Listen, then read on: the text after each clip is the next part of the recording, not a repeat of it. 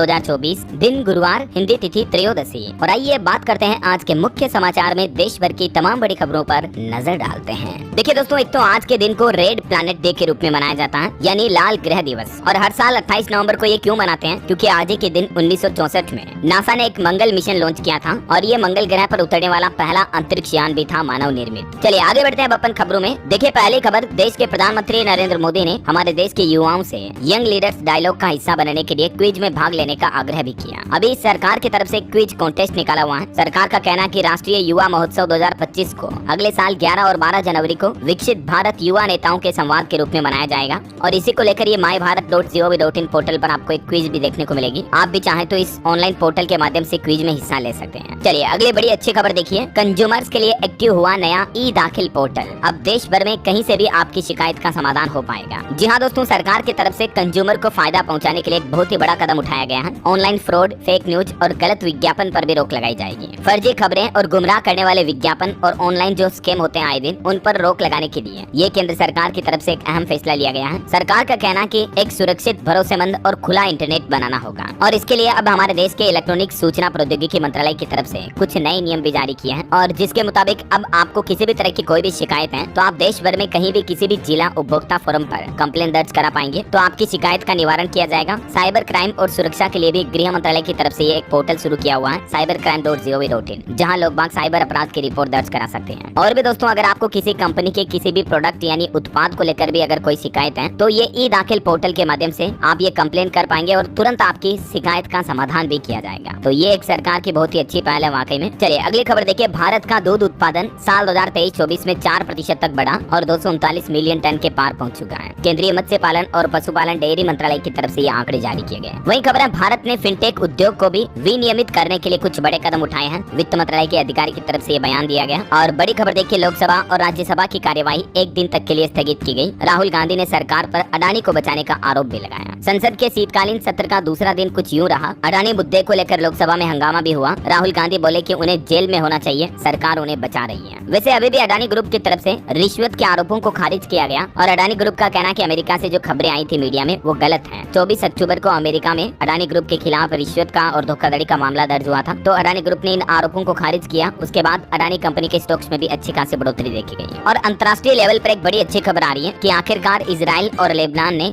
युद्ध विराम का ऐलान कर दिया है। भारत ने भी इस घोषणा का स्वागत किया। हमारे विदेश मंत्रालय ने कहा कि इजराइल ईरान युद्ध विराम से दुनिया भर के कई क्षेत्रों में शांति और स्थिरता आएगी। वही देखिए बड़ी खबर, एक ईसाई महिला ने आरक्षण का लाभ पाने के लिए हिंदू धर्म अपना लिया तो उसके खिलाफ ये मामला सुप्रीम कोर्ट में पहुंचा। सुप्रीम कोर्ट ने बड़ी फटकार लगाई और सुप्रीम कोर्ट ने कहा कि आरक्षण के लिए धर्म परिवर्तन करना मतलब ये संविधान से धोखा है, क्योंकि महिला ने पहले क्रिश्चियन धर्म अपनाया, अब नौकरी पाने के लिए हिंदू होने का दावा कर रही है। तो सुप्रीम कोर्ट में इस मामले को लेकर सुनवाई हुई और सुप्रीम कोर्ट ने कहा कि ये कतई सही नहीं है। वहीं एक रिपोर्ट आने की वित्त वर्ष 2024 में बैंकों ने 1.7 ट्रिलियन रुपए के कर्ज बट्टे खाते में डाल दिए। केंद्रीय वित्त राज्य मंत्री पंकज चौधरी द्वारा लोकसभा में ये आंकड़े जारी किए गए। मतलब कि दोस्तों, हमारे देश में बैंकों ने इतना लोन डूब खाते में डाल दिया है। बट्टे खाते का मतलब बैंक की वो एसेट बुक से बाहर हो जाता, फिर एनपीए घोषित होता ना बैंक लोन, उसको लेकर ये आंकड़े भी आप देख सकते हैं। चलिए खबर है, केंद्र सरकार ने पराली जलाने पर भी रोक लगाने के लिए खर्च किए 3623 करोड़ रुपए। केंद्रीय पर्यावरण एवं जलवायु परिवर्तन राज्य मंत्री कीर्ति वर्धन सिंह का ये कहना है। और खबर है, महाराष्ट्र में मुख्यमंत्री के नाम को लेकर एकनाथ शिंदे ने कहा कि भाजपा का मुख्यमंत्री हमें मंजूर है, हमें पद की लालसा नहीं है। जब मैं मुख्यमंत्री था तब भी मोदी साथ खड़े रहे, तो अब भी पीएम मोदी जो फैसला लेंगे महाराष्ट्र में मुख्यमंत्री को लेकर वो हमें स्वीकार होगा। वैसे महाराष्ट्र के अलावा झारखंड में भी आज चौथी बार मुख्यमंत्री पद की शपथ लेंगे हेमंत सोरेन। झारखंड के मोरहाबादी मैदान में विपक्षी नेताओं का जमावड़ा भी लगेगा। आज शाम को 4 बजे ये मुख्यमंत्री पद की शपथ लेंगे। राहुल गांधी समेत इंडिया गठबंधन के भी कई दिग्गज नेता शामिल होंगे। चलिए अगली बड़ी खबर देखिए, सोशल मीडिया पर अश्लील सामग्री पर अंकुश लगाने के लिए मौजूदा कानूनों को और सख्त बनाने की जरूरत है। केंद्रीय सूचना प्रसारण मंत्री अश्विनी वैष्णव की तरफ से संसद सत्र के दौरान ये बड़ा फैसला लिया गया। उन्होंने कहा कि सोशल मीडिया पर जो आजकल वल्गर कंटेंट आता है उसको रोकने के लिए सख्त कानून बनाया जाना चाहिए। जहाँ से ये कंटेंट आ रहा है वहाँ की और हमारी संस्कृति में बहुत अंतर है, क्योंकि आजकल हम देखते हैं दोस्तों सोशल मीडिया पर किस तरह के भद्दे भद्दे गंदे गंदे कंटेंट आते हैं जिनसे कहीं न कहीं बच्चों पर भी नकारात्मक असर पड़ता है, अपराध वगैरह बढ़ते हैं। होता ना, मतलब आप रील्स वगैरह में देखते होंगे उल्टे सीधे कंटेंट। तो अब इस तरह के कंटेंट पर रोक लगाने के लिए केंद्र की नरेंद्र मोदी सरकार सख्त कानून बनाने की तैयारी कर रही है। चलिए अगली बड़ी अच्छी खबर देखिए दोस्तों, अब एक ही कंपनी दे सकेगी सारे इंश्योरेंस कवर। संसद के चालू सत्र में यूनिफाइड इंश्योरेंस लाइसेंस को भी केंद्र सरकार मंजूरी दे सकती है और अब इंश्योरेंस के क्षेत्र में 100% विदेशी विदेशी निवेश भी संभव हो पाएगा। मतलब देश में अभी हमारे हेल्थ इंश्योरेंस के सीमित विकल्प हैं। री इंश्योरेंस में भी कई कंपनियों की मोनोपोली है, क्योंकि इरडा के जो वर्तमान मौजूदा रूल्स हैं उसके मुताबिक सारे इंश्योरेंस कवर एक ही कंपनी नहीं दे सकती है। लेकिन अब सरकार एक कॉमन यूनिफाइड इंश्योरेंस पॉलिसी लेकर आ रही है, जिसके तहत आपको सभी बीमा पॉलिसी सभी कंपनियों पर मिल पाएगी। तो कहीं न कहीं इससे कंपनियों का कंपटीशन बढ़ेगा, तो आपको बीमा पॉलिसी भी सस्ती मिल पाएगी। और एक बड़ी सड़क दुर्घटना देखिए दोस्तों, उत्तर प्रदेश के कन्नौज में सैफई मेडिकल कॉलेज के 3 डॉक्टर समेत 5 लोगों की जान चली गई। ये एक कार डिवाइडर से टकराई, फिर ट्रक ने रौंदा। लखनऊ में शादी से लौट रहे थे।